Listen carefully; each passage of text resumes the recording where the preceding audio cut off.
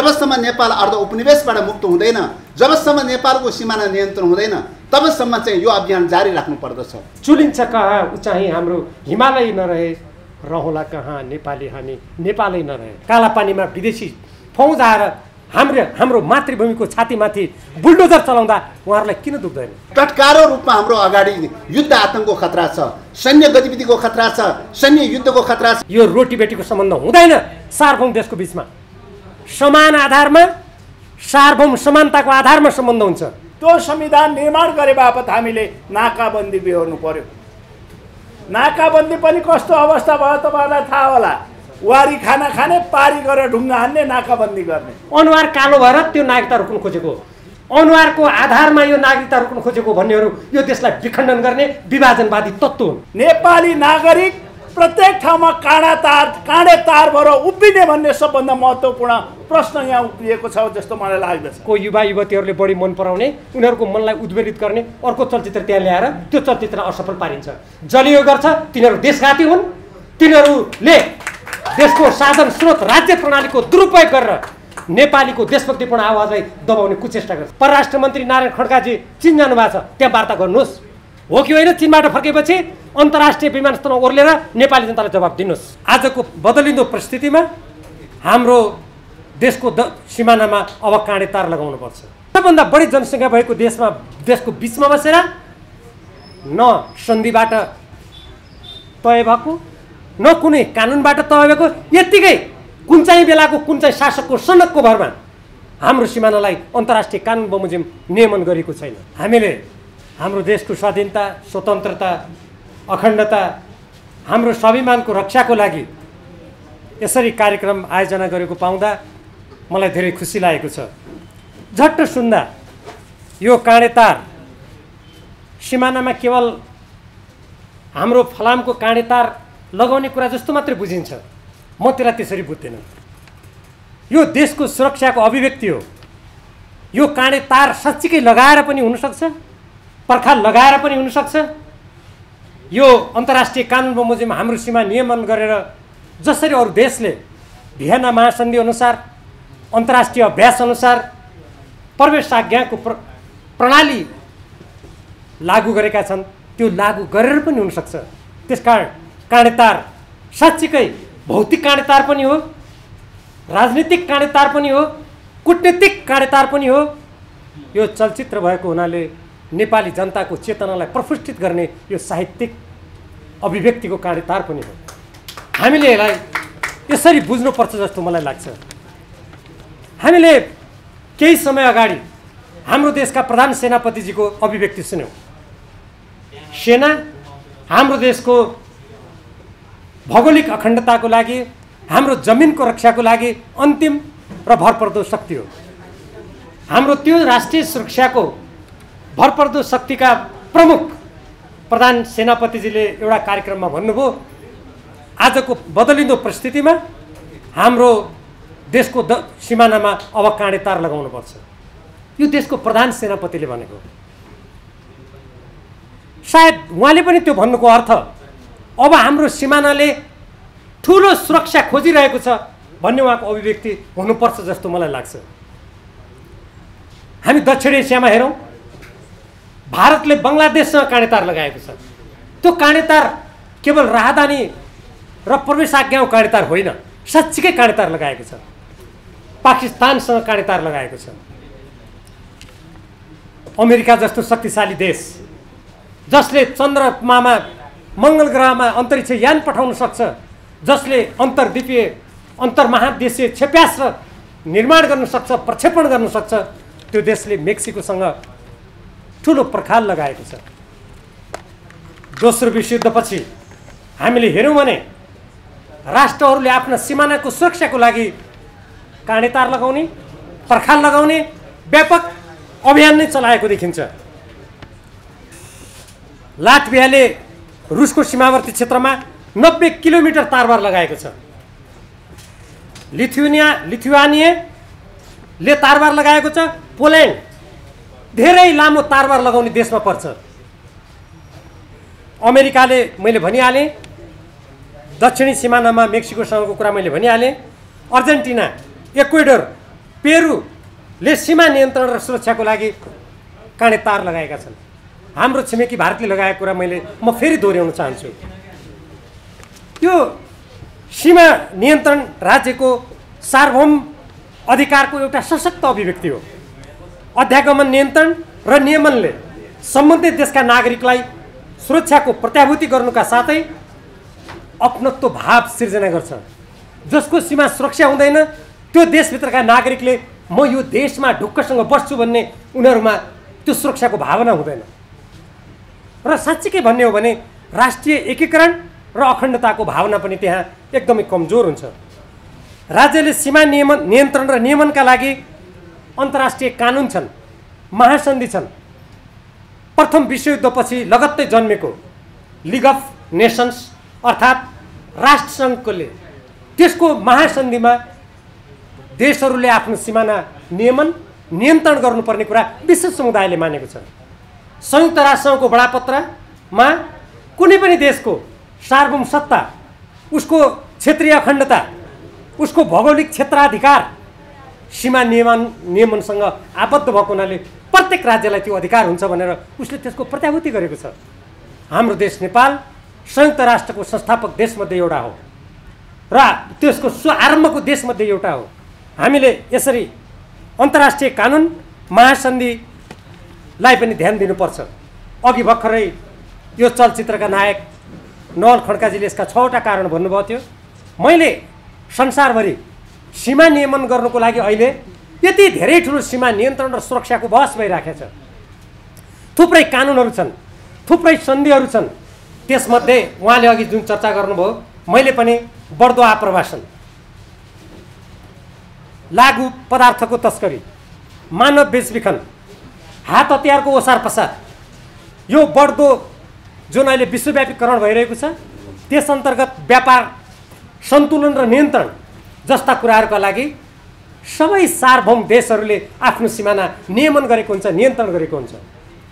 हामी कहिलेकाहीँ सुन्छौँ क्यानाडा र अमेरिकाको त सीमा खुला छ। छैन।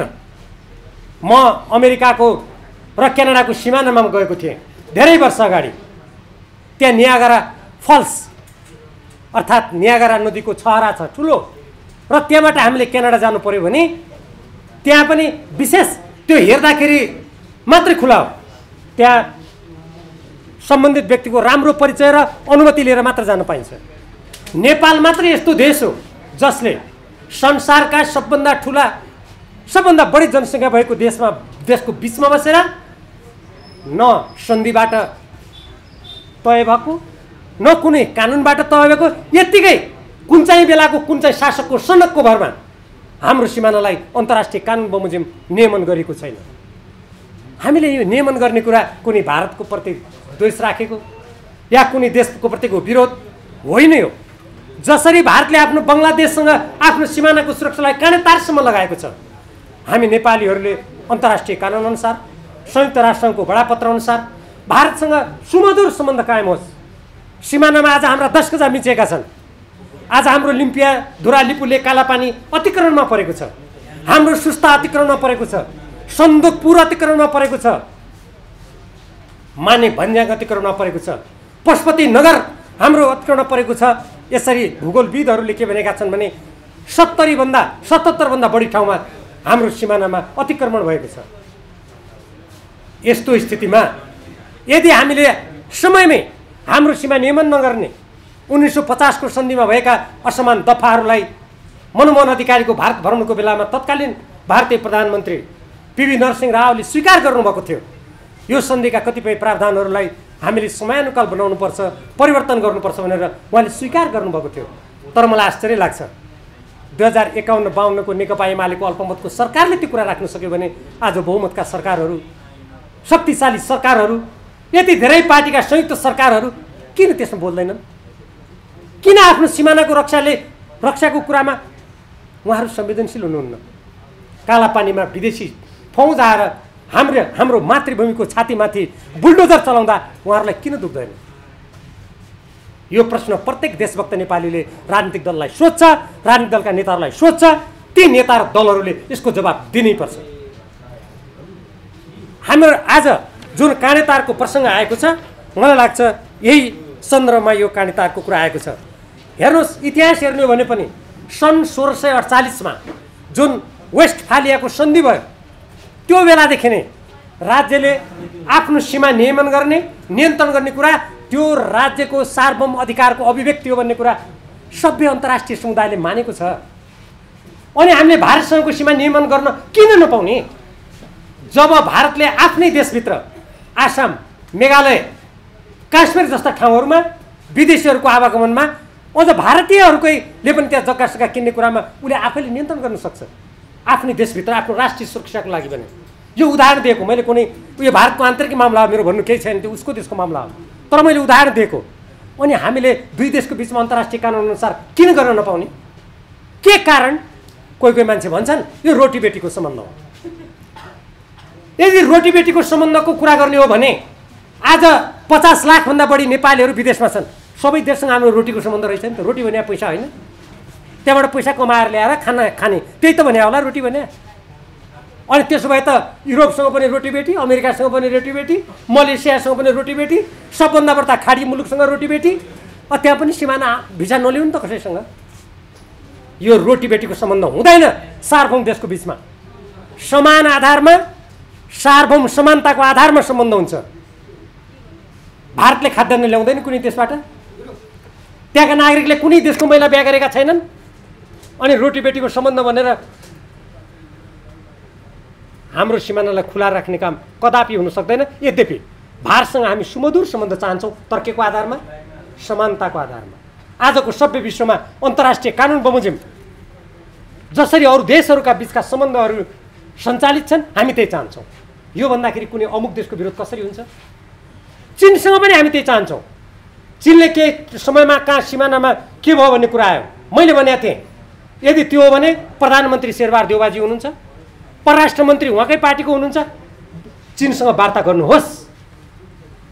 यदि हाम्रो भूभाग कोही पनि त्यस्तो भएको छ भने फलानु एउटा देशले हाम्रो देशको अतिक्रमण गर्दा हामी हुँदैन भन्ने, अर्काले गरे भने हुन्छ भन्ने, यो होइन हामी देशभक्त नेपालीको। तर त्यो हो कि होइन भन्ने कुरा त जब सरकारै आफैले चलाएको छ भने तल कार्यकर्ताले किन उफार्नु पर्यो, गरेर वार्ता गरे भइगयो नि। म अहिले भन्न चाहन्छु, परराष्ट्र मन्त्री नारायण खड्काजी चीन जानुभएको छ, त्यहाँ वार्ता गर्नुहोस्। हो कि होइन, चीनबाट फर्केपछि अन्तर्राष्ट्रिय विमानस्थलमा ओर्लेर नेपाली जनतालाई जवाब दिनुहोस्। सार्वभौम देशले त यसरी काम गर्छ होइन र? हामीले भनेको त्यही हो नि। त्यसैले अब अर्को कुरा यसमा, यो सीमा निर्धारण गर्ने, त्यसलाई भौतिक रूपमा प्रष्ट गर्ने कुरा संयुक्त राष्ट्र सङ्घ, अन्तर्राष्ट्रिय कानुन, अन्तर्राष्ट्रिय अदालत र अन्तर्राष्ट्रिय समुदायले मानेको कुरा हो। अनि नेपाल र भारतको बिचमा सीमा नियमन गर्नुभन्दा किन नमान्ने? अन्तर्राष्ट्रिय कानुनले मान्छ, अन्तर्राष्ट्रिय अदालतले मान्छ, अन्तर्राष्ट्रिय समुदायले मान्छ, अनि हामी हाम्रो देशमा नगरौँ गर्नु खोजेका के नगरौँ भनेर हो। सिमानाहरू सुरक्षित भयो त एउटा कुरा। एउटा कलाकारले गीत गाएको छ, कति राम्रो गीत गाएको छ, भारतमा नै जन्मिने छन् अब आउने पुस्ता। हामीले गीत सुन्छौँ नि,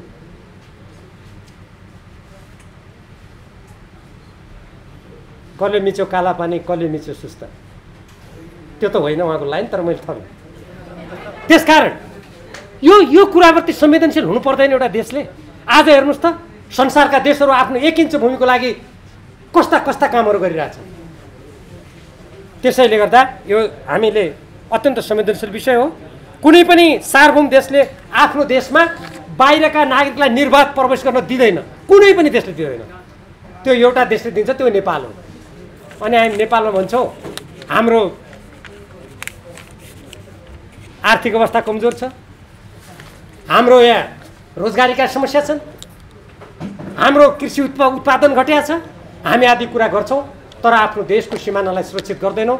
यी सम्पूर्ण कुरालाई समेट्ने, घचघच्याउने, नेपालीहरूको भावनालाई उद्वेलित गर्ने चलचित्र हो काँडे तार। त्यसैले म चलचित्रकर्मी, निर्माता, यसका नायक, गायक सबैलाई हार्दिक धन्यवाद दिन चाहन्छु, बधाई दिन चाहन्छु र सञ्चार जगत यहाँहरू जस्तो पत्रकार साथीहरूलाई हार्दिक आह्वान गर्न चाहन्छु। यो चलचित्र केवल नवल खड्काजीले त्यसमा लगानी गर्नुभयो होला, मेहनत गर्नुभयो होला, नायक बन्नुभयो होला, तर यो उहाँको मात्र चलचित्र होइन, यो नेपालीको देशभक्तिपूर्ण भावना, देशभक्तिपूर्ण स्पन्दनलाई सशक्त अभिव्यक्ति दिने चलचित्र हो। यसको व्यापक प्रचार गरौँ, प्रसार गरौँ, नेपाली जनजनमा पुर्याउँ, मनमनमा पुर्याउँ। यसले आजको पुस्ता मात्र होइन, हाम्रो भोलिको पुस्तालाई पनि घचखिचाउन सक्छ, देशप्रेमको भावना जागृत गर्न सक्छ। मैले चलचित्रको बारेमा अब छोटकरी भनेर मेरो कुरालाई म टुङ्ग्याउन गइरहेको छु। मैले यो कुरा भन्नै पर्छ।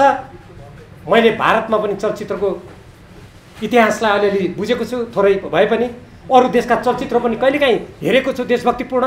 उनीहरूले देशभक्तिपूर्ण चलचित्र आएपछि त्यसको लागि सरकारले सहयोग गर्छ। त्यहाँका सिनेमा भवनहरूले, चलचित्र भवनहरूले सहयोग गर्छन्। हामी कहाँ देशभक्तिपूर्ण चलचित्र यहाँका चलचित्र भवनमा ल्याउनु पर्यो भने आजकलको युवा युवतीहरूले बढी मन पराउने, उनीहरूको मनलाई उद्वेलित गर्ने अर्को चलचित्र त्यहाँ ल्याएर त्यो चलचित्रलाई असफल पारिन्छ। जसले यो गर्छ तिनीहरू देशघाती हुन्। तिनीहरूले देशको साधन स्रोत राज्य प्रणालीको दुरुपयोग गरेर नेपालीको देशभक्तिपूर्ण आवाजलाई दबाउने कुचेष्टा गर्छन्। आज नागरिकतामा त्यही भएको छ। नागरिकतामा हामीले बारम्बार भनेका छौँ, देशभक्त नेपालका नागरिकहरूले सहजै नागरिकता पाउनुपर्छ। तर जसरी आज मालदिप्सले 12 वर्ष बाहिरबाट बिहा गरेर आउनुको लागि 12 वर्ष भनेको छ, भारतले 7 वर्ष भनेको छ, बङ्गलादेशले 3 वर्ष भनेको छ, भुटानले बच्चा जन्मेपछि भनेको छ, अमेरिकाले हरियो परिचय पत्र ग्रिन कार्ड लिएको 5-7 वर्षपछि निवेदन दिनु पाउने भनेको छ। बेलायत जस्तो ठाउँमा राजकुमारीले निवेदन दिन 3 वर्ष पर्खिनुपर्छ। अनि यति धेरै ठुलो जनसङ्ख्या भएको देशमा हामी बसेका नेपाली पुरुषसँग बिहा गरेर आउने विदेशी महिलाले 7 वर्ष निरन्तर यो देशमा बस्नुपर्छ। त्यो बेलासम्म थाई परिचय पत्र लिनुपर्छ। उसले आर्थिक, सामाजिक, सांस्कृतिक, शैक्षिक सुविधा पाउनुपर्छ भन्दा होइन तिमीले किन यो गर्ने, तिमी भारत विरोधी हो भन्ने यो कुराको कुनै औचित्य छ? कुनै मान्छेले भन्छन् अनुहार कालो भएर त्यो नागरिकता रोक्न खोजेको हो, अनुहारको आधारमा यो नागरिकता रोक्न खोजेको भन्नेहरू यो देशलाई विखण्डन गर्ने विभाजनवादी तत्त्व हुन्। हामी तराईमा बस्ने पनि कोही गोरा छौँ, कोही काला छौँ। पाहाडमा बस्ने के सबै गोरै गोरा छन् र? कर्णाली प्रदेशमा जानुहोस् त, त्यहाँको त्यो सुक्खा हावाले गर्दा मान्छेको सबै अनुहारै कालो भएको हुन्छ। यहीँ काठमाडौँमा काला गोरा छन्। यो काला गोराको प्रश्न होइन, यो हो नेपालको दीर्घकालीन अस्तित्वको रक्षाको लागि नेपालको संविधान बनाउने बेला नेपालका नेताहरूले 5 वर्षदेखि 7 वर्षसम्म हामी विदेशीसँग नेपाली नागरिकसँग बिहा गरेर आउने विदेशी महिलालाई हामी 5 देखि 7 वर्ष बनाउने छौँ भनेर त्यो नागरिकता सम्बन्धी कुरा लेख्दा जुन वचन दिनुभएको थियो, आज वचनबाट उहाँहरू पछि हट्नु भनेको यो देशप्रतिको बेमानी हो। हाम्रो आवाज त्यहाँ हो। हामीले त्यसकारण नागरिकताको कुरा उठाएका हौँ। संसारमा कुनै पनि देशले नागरिकतालाई खोक्लो बनाउँदैन। भारत जस्तो त्यत्रो जनसङ्ख्या भएको देश, जो अब 2023मा गएर संसारको सबभन्दा बढी जनसङ्ख्या भएको देश हुँदैछ, उसले आसाममा 40 लाख मानिसहरूको नागरिकता कुरा हुँदा दिन्न भनिदियो सोझै। त्यहाँ आन्दोलन भयो, प्रशासनले नियन्त्रण गर्यो। अनि हाम्रो देशमा संसारभरिका कहीँ नागरिकता नपाएका यहाँ आएर ल्याऊ। यो नेपालीहरूलाई अल्पमतमा पारेर कालान्तरमा गएर नेपालको अस्तित्व समाप्त गर्ने चालबाजी हो। हामीले त्यो आवाज उठाएका हौँ। त्यसकारण यो काँडेतार यो नागरिकताको रक्षासँग सम्बन्धित छ, हाम्रो साधन स्रोतको रक्षासँग सम्बन्धित छ। आज भर्खरै हामीले सुनेका छौँ पश्चिम सेतीमा भारतीय कम्पनीलाई पश्चिम सेती र सेती 6 जिम्मा लगाए अरे। त्यो सम्झौतामा के लेखा छ? माथिल्लो कर्णाली आज 8 वर्ष भयो सम्झौता भएको, जिएमआरले ओगटेको छ, 14 वर्ष भयो उसले ओगटेको। सरकार 2 वर्ष आँखा चिम्लेर म्याद बढाउँछ, 1.5 अरबभन्दा बढ्ता उसँग हर्जाना लिनुपर्ने लिँदैन। काँडेतारले भन्छ देशका साधन स्रोत त्यसैले देशमा उपयोग गरौँ। काँडेतारले भन्छ हाम्रा नेपालीहरू लाखौँमा विदेशमा गएर मुगलान गइरहेका छन्, त्यो विप्रेषणको नाममा आफ्ना देशका नागरिक अब नर्सलाई बेलायत पठाउने भनेको छ। सारा नर्सहरूलाई यहाँका अस्पतालहरूमा अब केही समयपछि नर्सको अभाव हुँदैछ। अनि यसरी आफ्नो देशलाई उजाड बनाएर विदेशीको अगाडि लम्पसार पर्ने हो भने हामी न नेपाली रहन्छौँ न हाम्रो स्रोत रहन्छ। त्यसकारण काँडेतारले भन्छ यी सम्पूर्ण कुराको रक्षा गरौँ। त्यसैले काँडेतार यो सिमानाको काँडाको तार मात्रै होइन, अहिले मैले उल्लेख गरेका सम्पूर्ण कुराको सार हो, त्यसको अभिव्यक्ति हो, सशक्त आवाज हो। त्यो आवाजलाई घन्काउँ। पुनः यो चलचित्रको पूर्ण सफलताको कामना गर्दछु। यसका निर्माता नायक नवल खड्काजीलाई पुनः हार्दिक धन्यवाद दिन्छु, गायिका सत्यकला राई, त्यसपछि गएर यसका अरू सबै पात्रहरू, यसमा योगदान दिनेहरू सबलाई हार्दिक धन्यवाद दिँदै यो चलचित्रको पूर्ण सफलताको कामना गर्छु। र यहीँबाट नेपाल सरकारलाई भन्न चाहन्छु, माधव घिमिरेको त्यो कविताको गीतको पङ्क्तिलाई सम्झेर यो चलचित्रलाई मद्दत गर्नुहोस् प्रधानमन्त्रीजी, पर्यटन मन्त्रीजी, सञ्चार मन्त्रीजी। चुलिन्छ कहाँ उचाइ हाम्रो हिमालय नरहे, चुलिन्छ कहाँ उचाइ हाम्रो हिमालय नरहे, रहला कहाँ नेपाली हामी नेपालै नरहे। धन्यवाद। हामीले देखिरहेका छौँ यही जनसाङ्ख्यिक खुला सिमानाको कारणले गर्दाखेरि जनसाङ्ख्यिक अतिक्रमण बढ्दै जाने क्रममा चाहिँ 36 सालमा कट अफ टाइम बनाएर चाहिँ जन्मको आधारमा नागरिकता दिने व्यवस्थाको सुरुवात गर्यो। नागरिकताको व्यवस्था दुईटा व्यवस्था हो चाहिँ, एउटा व्यवस्था जन्मको आधारमा नागरिकता दिने व्यवस्था, दोस्रो व्यवस्था हो अङ्गीकृत नागरिकताको व्यवस्था। अङ्गीकृत नागरिकताको व्यवस्थाको सन्दर्भमा 15 वर्षसम्म बसोबास गरेका, स्थायी बसोबास गरेका सन्दर्भमा चाहिँ त्यो जो प्रावधान रह्यो त्यसले गर्दाखेरि चाहिँ त्यति धेरै चाहिँ अङ्गीकृतको माध्यमबाट मात्रै त्यति धेरै सायद प्रवेश हुन सक्ने अवस्था रहेन। एवं प्रकारले चाहिँ तपाईँको वंशजको नागरिकताको आधारमा पनि सायद त्यति धेरै अतिक्रमण हुन सक्ने अवस्था रहेन। त्यसले गर्दाखेरि तेस्रो बाटो खुलायो। तेस्रो बाटो कहीँ पनि नभएको चाहिँ बाटो के खुलायो त भन्दाखेरि नेपाल जस्तो एउटा सानो मुलुकको सन्दर्भमा जन्मको आधारमा नागरिकताको चाहिँ प्रावधान खुलायो। 36 सालबाट जन्मको आधारमा नागरिकताको प्रावधान खुलायो। त्यसलाई चाहिँ नियन्त्रण गर्नुको सट्टामा पछिल्लो समयमा बहुदल आइसकेपछि 46 सालको चाहिँ चैत्र मसान्तसम्म जन्मेको आधारमा फेरि अर्को नागरिकताको चाहिँ ढोका खुलिदियो चाहिँ। त्यसले गर्दाखेरि जन्मको आधारमा नागरिकताको ढोका खुल्दै खुल्दै जाने प्रकारको प्रक्रिया बढ्दै बढ्दै गयो र एवं प्रकारले 63 सालमा आएर त झनै चाहिँ तपाईँको 63 सालसम्म जन्मेको आधारमा नागरिकताको ढोका खुलिदिने, नागरिकता वितरण टोली बनाएर चाहिँ त्यो बेलामा व्यापक रूपले चाहिँ नागरिकता वितरण गर्ने प्रक्रियाले चाहिँ जन्मको आधारमा नागरिकता दिने प्रक्रिया बढ्दै बढ्दै गयो। यो बढ्दै बढ्दै जाने क्रममा चाहिँ पछिल्लो समयमा 72 सालमा चाहिँ संविधान बनाउने क्रममा जन्मको आधारमा नागरिकता पाएकाहरूको चाहिँ सन्ततिलाई चाहिँ उमेर पुगेका सन्ततिलाई चाहिँ तपाईँको वंशजको नागरिकता दिने भनेर चाहिँ त्यो खालको व्यवस्था गरिदियो। जन्मको आधारमा नागरिकता दिएकाहरूलाई कति नेपाली हुन् कति गैर नेपाली हुन् त्यो छानबिन गर्नुपर्ने आवश्यकता हो। त्यो छानबिन नगर्दै चाहिँ गरियो के त भन्दाखेरि चाहिँ वंशजको नागरिकता दिने प्रक्रियामा ल। त्यसले गर्दाखेरि यो जनसाङ्ख्यिक अतिक्रमणको चाप सबभन्दा बढी कहाँ पर्यो त भन्दाखेरि चाहिँ नागरिकतामाथि पर्यो। त्यो नागरिकतामाथि परेको कारणले गर्दाखेरि जन्मको आधारमा बन्दै नागरिकता खुलाउँदै, जन्मको आधारमा बन्दै नागरिकता खुलाउँदै यही प्रक्रियाबाट बढ्दै जाने हो भने एक दिन नेपालको स्थिति फिजीकरण हुनेछ। यो अवस्था हुनेछ। नेपालको जनसङ्ख्या, पहाडको जनसङ्ख्या चाहिँ तपाईँको युवाहरू बेरोजगारको कारणले, रोजीरोटीको खोजीको कारणले गर्दाखेरि सबै बाहिरिनुपर्ने अवस्था छ, विदेशिनुपर्ने अवस्था छ। रोजीरोटीको खोजीमा बाहिरबाट आप्रवासनको सङ्ख्या बढ्दै गइरहेको चाहिँ छ। यहाँका रैथाने स्थानीयहरू चाहिँ युवाहरू विदेशी प्रक्रिया, त्यसले स्वाभाविक रूपले जनसङ्ख्या घट्ने कुरा भइहाल्यो। अर्कोतर्फ चाहिँ खुला सिमानाले गर्दाखेरि जनसङ्ख्या आप्रवासीहरूको जनसङ्ख्या बढेको बढै छ। त्यसले गर्दाखेरि प्रकारान्तर रूपले फिजीकरण हुन सक्दैन भनेर भन्न सकिँदैन। त्यस कारणले गर्दाखेरि यो अवस्थाले गर्दाखेरि यसको सबैभन्दा एउटा प्रमुख माध्यम आधार के हो त भन्दाखेरि चाहिँ तपाईँको खुला सिमाना हुन्छ। त्यस कारणले खुला सिमानालाई नियन्त्रण गर्नुको विकल्प छैन। नियन्त्रण गर्नुपर्छ भन्ने चाहिँ अभियानको रूपमा काँडेतार फिल्म सुरु गरेर चाहिँ यसलाई एउटा चेतनाको रूपमा एउटा जागरण उठाउने चाहिँ अभियानको रूपमा जो सुरुवात गरेको छ यसको मुरी धन्यवाद दिन चाहन्छु। यसमा रहनुभएका कलाकार साथीहरू सबैलाई चाहिँ हार्दिक आभार प्रकट गर्न चाहन्छु। तपाईँहरूको यो अभियानको सफलताको कामना गर्न चाहन्छु र यो अभियानलाई निरन्तरता साथ अगाडि बढ्नका लागि म आफ्नो व्यक्तिगत तर्फबाट, पार्टीको तर्फबाट यो अभियानको सफलताको लागि, यो अभियानको सहयोगको लागि, यो अभियानमा हैस्टे र होस्टे गर्नका लागि एकताबद्ध हुँदै अगाडि बढ्ने प्रतिबद्धता पनि जाहेर गर्न चाहन्छु र यस प्रकारको अभियानहरू कलाकार साथीहरूले निरन्तर रूपले चाहिँ भविष्यका दिनहरूमा पनि निरन्तर रूपले अगाडि बढाउनु हुनेछ। जबसम्म नेपाल स्वाधीन बन्दैन, जबसम्म नेपाल अर्ध उपनिवेशबाट मुक्त हुँदैन, जबसम्म नेपालको सिमाना नियन्त्रण हुँदैन, तबसम्म चाहिँ यो अभियान जारी राख्नु पर्दछ। नेपालको राष्ट्रियताको प्रश्न उठ्दाखेरि चाहिँ यो एउटा पक्ष हो चाहिँ, तर यो हिस्टोरिकली रूपले रहँदै आइरहेको समस्या हो। यो समस्या हल गर्नुको विकल्प छैन। तर अहिलेको परिस्थितिमा हेर्दाखेरि समस्या त्यतिमा मात्रै छैन, राष्ट्रियताको मुद्दा त्यतिमा मात्रै समस्या सीमित छैन। राष्ट्रियताको मुद्दा विश्व साम्राज्यवादसँग जोडिएको छ, विश्व साम्राज्यवादको अतिक्रमणसँग जोडिएको छ, विश्व साम्राज्यवादको युद्ध उन्मादको दिशासँग जोडिएको छ। हतियारको होडबाजी चलाउने, सैन्य होडबाजी चलाउने, युद्ध आतङ्क खडा गर्ने, यतिखेर चाहिँ मतलब नेपाल जस्ता साना मुलुकहरूलाई प्रयोग गरेर, भूमिलाई प्रयोग गरेर चाहिँ विश्वभरि युद्ध आतङ्क मचाउने, एसियामा युद्ध आतङ्क मचाउने, इन्डो पेसिफिक क्षेत्रमा युद्ध आतङ्क मचाउने प्रकारका प्रवृत्तिहरू पनि बढ्दै गइरहेका चाहिँ छन्। त्यस कारणले गर्दाखेरि चाहिँ राष्ट्रियताको मुद्दा चाहिँ दीर्घकालीन प्रकारको हाम्रो समस्याहरू रहँदा रहँदै त्यसमाथि तत्काल चाहिँ तपाईँको विश्व साम्राज्यवादले जुन प्रकारको युद्ध आतङ्क मचाउन खोजिरहेको छ, साउथ एसिया दक्षिण एसियादेखि लिएर चाहिँ इन्डो पेसिफिक क्षेत्रमा चाहिँ युद्ध आतङ्क मचाउन खोजिरहेको छ, पश्चिममा नाटोलाई अगाडि बढाएर चाहिँ युक्रेनमा युद्ध मचाइरहेको छ, पूर्वमा इन्डो पेसिफिक क्षेत्रमा सैन्य गठबन्धन गरेर चाहिँ युद्ध अगाडि मचाउन खोजिरहेको छ। यो युद्धको स्थितिले गर्दाखेरि तत्कालै नेपालको अवस्था के हुने हो भन्ने प्रश्न पनि उठेको चाहिँ छ।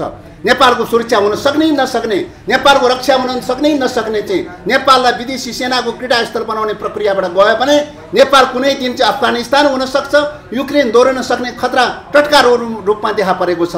त्यस कारणले गर्दाखेरि राष्ट्रियताको मुद्दाको सन्दर्भमा हेर्दाखेरि टटकारो रूपमा हाम्रो अगाडि युद्ध आतङ्कको खतरा छ, सैन्य गतिविधिको खतरा छ, सैन्य युद्धको खतरा छ, हतियारको होडबाजी, सैन्य अखडा बनाउने, बेस एरिया बनाउने, युद्ध मचाउने खालको खतरा टटकारो रूपमा पैदा भएको छ।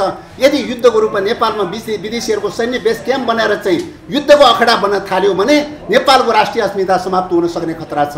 त्यसकारणले राष्ट्रिय स्वाधीनताको मुद्दामा चाहिँ चाहे साम्राज्यवादको युद्ध आतङ्क किन नहोस्, चाहे क्षेत्रीय शक्तिहरूको, क्षेत्रीय विस्तारवादी शक्तिहरूको चाहिँ सीमा अतिक्रमण किन नहोस्, यी दुवै प्रकारका चाहिँ अतिक्रमणका विरुद्ध, यी दुवै प्रकारका हस्तक्षेपहरूका विरुद्ध एक ढिक्काबाट सम्पूर्ण पूर्व मेचीदेखि पश्चिम महाकालीसम्म, तराईदेखि हिमालसम्मका सम्पूर्ण नेपालीहरू एक ढिक्काबाट अगाडि बढ्नुको विकल्प छैन।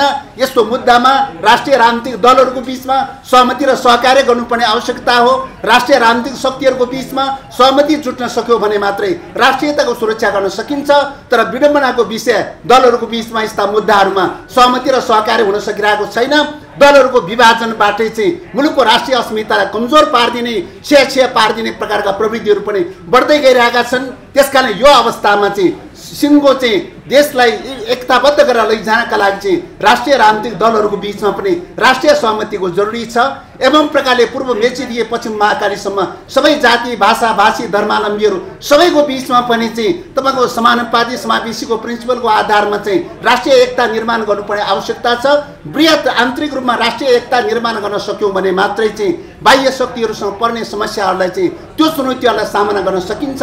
त्यसकारणले त्यो दिशातर्फ पनि यो अभियानले, चलचित्र अभियानले, कार्यतारा अभियानले हैस्टे होस्टे गर्नेछ, त्यो दिशातर्फ पनि अगाडि बढ्नेछ भन्ने आशा र अपेक्षा राख्दै अन्तमा फेरि पनि यो कार्यक्रममा आमन्त्रण गर्नुभयो, त्यसको लागि आयोजक साथीहरूलाई हार्दिक आभार प्रकट गर्दै यो कार्यतार चलचित्रको चाहिँ अभियान, राष्ट्रिय स्वाधीनताको अभियान सफलताको शुभकामना व्यक्त गर्दै आफ्ना शुभकामनाका शब्दहरू युनिट गर्न चाहन्छु। धन्यवाद। काँडे तार लगाउनुहोस्, सीमा नियमन गरौँ, प्रत्येक भारतीय नागरिक या चिनिया नागरिक या कुनै देशका नागरिकहरू, अमेरिकन, युरोपियन, भुटानी जोसुकै होस्, जो नेपालभित्र दक्षिणको ढोकाबाट प्रवेश गर्छ, पूर्व र पश्चिमबाट प्रवेश गर्छ, जो खुला सिमाना प्रयोग गरेर प्रवेश गर्छ, प्रत्येक व्यक्ति नेपाल राज्यको रेकर्डमा रहँदैन भने त्यो व्यक्ति यो भित्र के गर्न आएको छ भन्ने जानकारी प्राप्त गर्न सकिँदैन भने,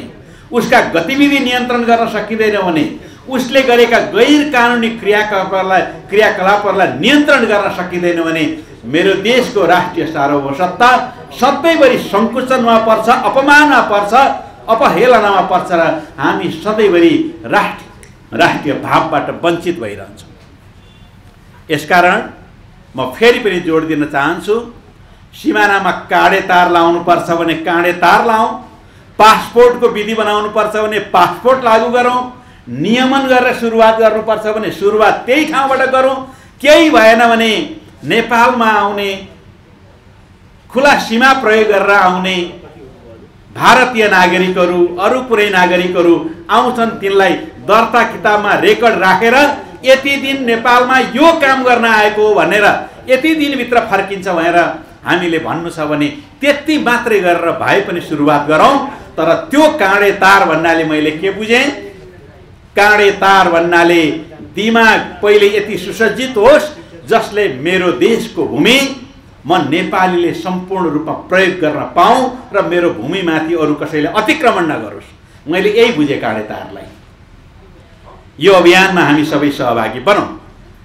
म यसको एउटा सहभागी सदस्य हुँ भन्ने मलाई लाग्छ। अर्को एउटा पक्ष छोटकरीमा चर्चा गर्न चाहन्छु। यो हामी बोलेर त सबै देशभक्त छौँ, काम गरेर देशभक्त कति छौँ? हामी आफ्नो ठाउँमा आफूले गरेको कामहरूलाई आत्मसमीक्षा नगर्ने हो भने नेपालको राष्ट्र, राष्ट्रियता, राष्ट्रिय सार्वभौमसत्ता यी कुरालाई नेपाली नागरिकहरूले सधैँभरिका लागि धमिलो धमिलो मात्र देख्न पाउनेछन्। प्रष्ट मेरो देश भनेर भन्ने भावना उनीहरूले गुमाउनेछन्।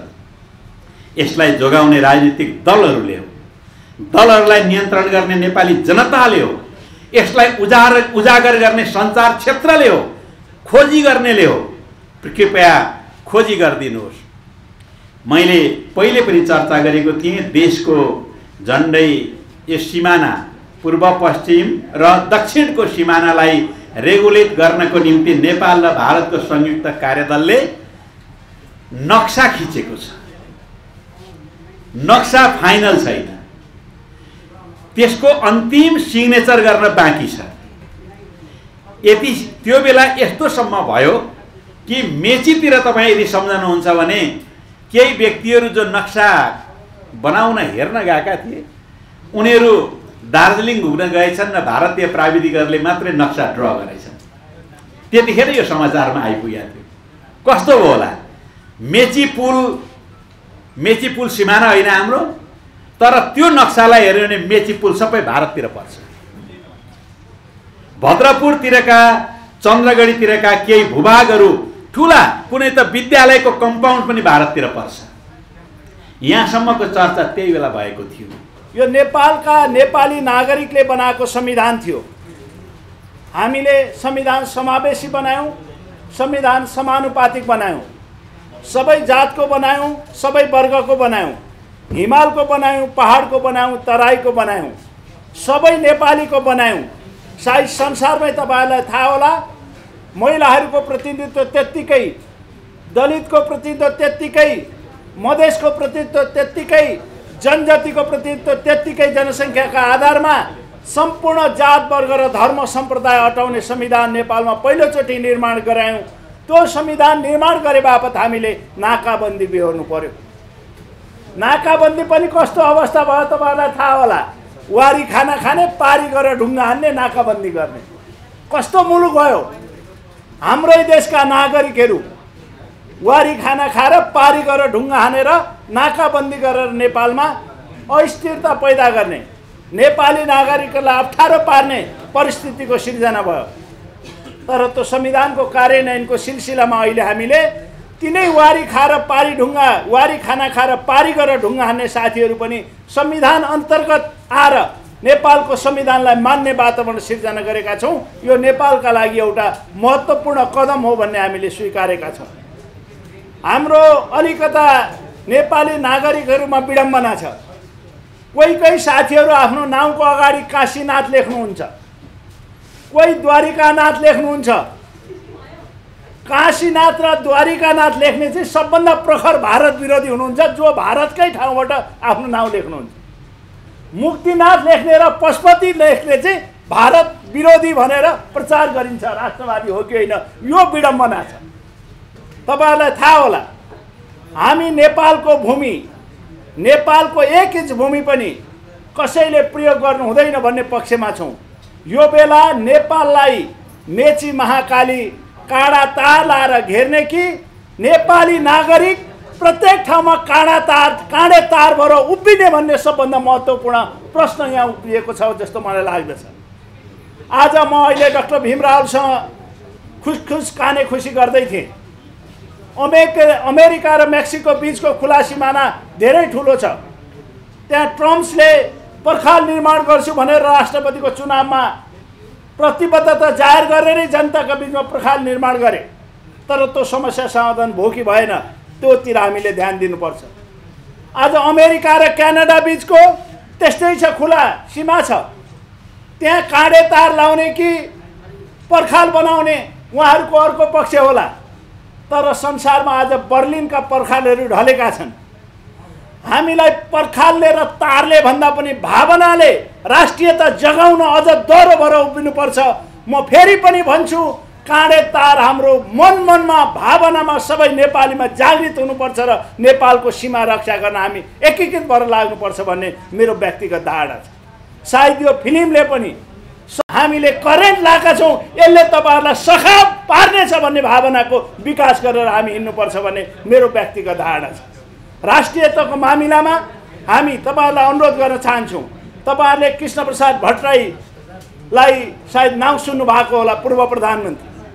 कुनै बेला नेपालबाट भारत भ्रमण गर्ने बेलामा भारतका प्रधानमन्त्री र पत्रकारहरूले सोधे, भारतीय पत्रकारहरूले सोधे प्रधानमन्त्री भारत जाँदाखेरि, तपाईँले किन नेपालका मधेसबाट जन्मिएका एउटा मधेसे यादव, महतो, थारूहरूलाई मधेसमा जागिर लाउनुहुन्न अथवा त्यहाँको सेनामा जागिर दिनुहुन्न भनेर भारतीय पत्रकारहरूले सोद्धाखेरि प्रधानमन्त्री कृष्णप्रसाद भट्टराईले भन्नुभएको थियो, यो क्वेसन तिम्रो प्रधानमन्त्रीलाई सोध न, किन नेपालको एउटा तपाईँको जनजाति, एउटा गुरुङ, एउटा राई, एउटा लिम्बू, एउटा मगरलाई चाहिँ तपाईँ लिनुहुन्छ, किन तराईको एउटा मधेसको मान्छेलाई लिनुहुन्न भन्नुभयो।